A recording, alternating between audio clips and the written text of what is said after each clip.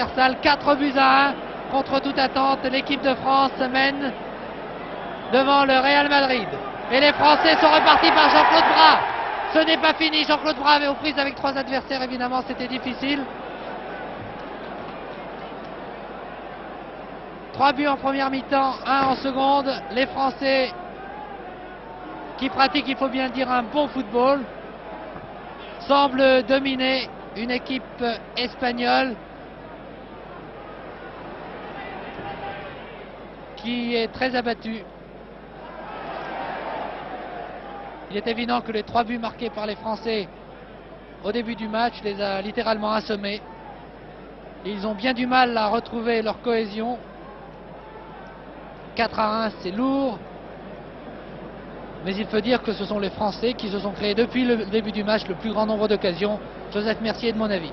Oui, et je pense surtout que la vitesse a été reine, nous l'avons déjà dit, nous nous répétons, mais c'est une qualité essentiellement française.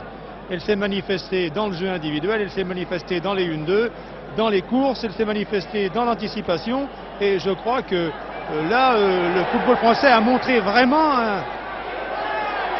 Et elle se manifeste en ce moment par une action très dangereuse. Il y a un 5e but. Un 5e but sur une passe de Jean-Claude Bras. Je vous prie de m'excuser, Joseph Mercier, je vous ai interrompu. Nous revoyons l'action. C'est encore Revelli qui trempe Betancourt. Et un tir en pleine course. Bien qu'il ait chuté, il a quand même pu tirer. C'est remarquable pour l'équipe de France. 5 buts à 1. L'arbitre, monsieur Heyman, accordant bien sûr ce 5e but. Je vous ai coupé la parole, Joseph Mercier, vous disiez? Non, vous ne m'avez pas coupé, c'est moi qui ai arrêté ma phrase.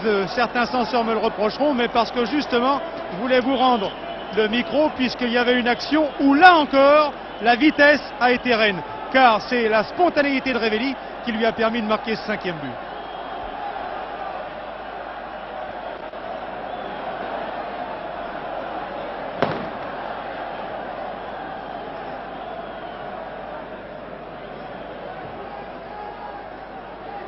Un tir sans conviction d'un joueur espagnol qui passe nettement à côté.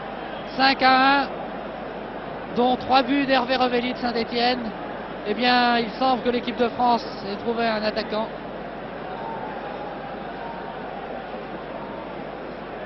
En tous les cas, il faut bien le dire, les tricolores ont eu beaucoup de réussite, mais ils se battent. Ils se battent depuis le début de cette rencontre. Ah, vraiment, ce 4e et ce 5e but, ça a été la surprise ici au Parc des Princes.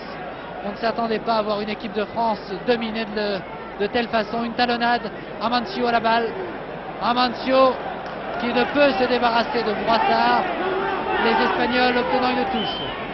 Calpe en retrait à De Philippe. Il n'y avait personne pour récupérer cette balle, enfin personne, il n'y avait pas de madrilène. Et Chauveau dégage à la main pour Boissard. Interception de la tête. Grosso. Il y a quelques ratés.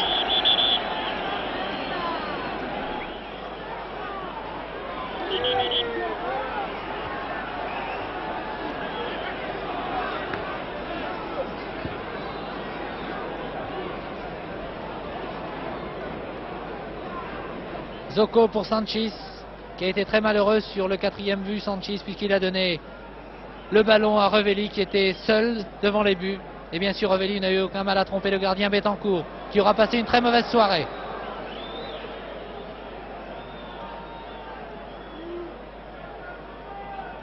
Sanchis. Zocco.